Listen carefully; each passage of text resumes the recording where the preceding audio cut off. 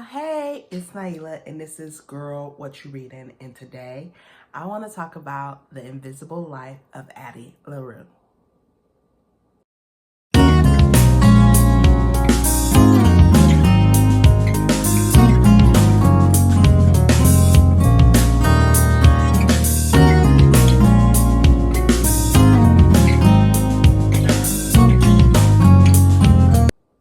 So I know I'm wearing an ugly Christmas sweater, and it's nowhere near Christmas anymore, but it's the last day of Christmas break, winter break, whatever, and I'm a teacher, so I'm trying to make this last as long as I possibly can. Don't judge me, okay? But the book, all right, The Invisible Life of Addie LaRue.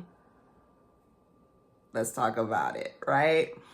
So I know that it's not one of the newer books, and I usually do review something a little bit more new, but people have been recommending this book to me for a while now, and I just had never got around to it. But I thought, why not? So I finally did. And all I want to say is thank you to everybody who recommended this book. Like, this was the way that I wanted to start off 2025. Like, to be honest, I needed a good read, and I definitely found it. I absolutely love this book. It's about a woman who basically sells her soul to the devil, and she asks to live forever, basically. So she is forced to live forever, and while she's living forever, she will meet people, but they won't remember her after she leaves them. So they remember her as long as they're still together, but then once she leaves, they completely forget who she is. So that's why she's invisible. And it goes through multiple timelines, which can be a little bit confusing in some places if you're really not keeping up, if you're really not paying attention. But it's a really good read. Okay, so admittedly, I was skeptical about the book when I first started reading it because it started off pretty slowly. Like, I didn't like that they were trying to force her to get married, and then somebody gave her some advice and she did the exact opposite of what that person told her to do. And that's how she wound up selling her soul to the devil on accident, but she did it. It was a mistake, but there you go. It didn't really catch my attention in the beginning. I was thinking that it was going to be just like other books that I've read where I was like, come on, they warned you and you still did it. So they warned you and you still did it. So it didn't really start rolling for me until she met the guy who turned out to be the devil, and, she winds up having to live for 300 years before she finds the love of her life. And, that's how the story really starts to take a turn for me. Not that she's never loved anybody before, but nobody could remember her. And then finally he could remember her.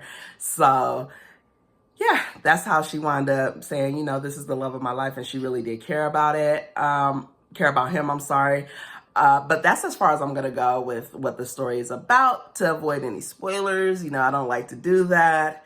But I did like the way the author made it seem like it was a true story by kind of making it seem like one of the characters had written the story in the end. And then, yeah, that made it seem like it was a true story, although, that character doesn't have the name V.E. Schwab, so it clearly wasn't. But the story covers heartbreak, it covers love, it covers what is truly freedom, what does it mean to really be free.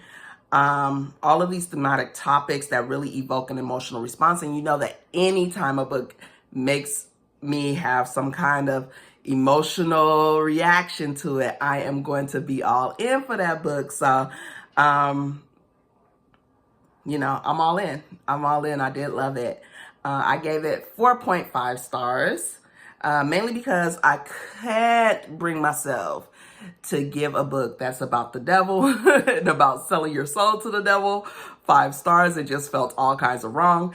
And also because I didn't really love the beginning, like I said before. So I couldn't do it. I couldn't give it 5. But it's up there with my 5-star reads, don't get me wrong. I just, in my spirit, could not do it. I don't think that the author could have did the beginning any better. Like, I don't see how they could have. It's just, it's not one that would have grabbed me had I been a different type of reader. I might have put the story down before really giving it the chance that it needed to grow on me. And, you know, just luckily, I'm the type that I'm going to finish anything that I start. So I push through until I get to those good parts, because there's been a couple of books that have had those good parts once I get through that nasty beginning. Not that this was a nasty beginning. It kind of was, though, because I didn't like the way her parents were talking to her. But, you know what I mean. Sometimes you just have to push through until you find the good parts. But don't put it down. Keep going with it. It does get better, I promise. At the end of the day, I really did love and appreciate the story. I did find some parts, you know, maybe didn't have to be there, but if they weren't there, you can't really prove that she was alive for 300 years. So I think that they still had to, but they didn't really have to. I don't know. Either way, the story was completely entertaining. I enjoyed it. I definitely recommend it. It did come out during the pandemic, so maybe that's why I slept on it. I don't know. But I've seen the book talks. I've seen the YouTube videos reviewing it. And then I had a bunch of friends who were also reviewing it to me. Like, hey, you need to get that book. So I definitely grabbed it and enjoyed it. So I'm telling you, it's still relevant today, 2025. It's still a relevant book. It's still a good read. And that's all I got to say about that. Anyway, until next time, bye.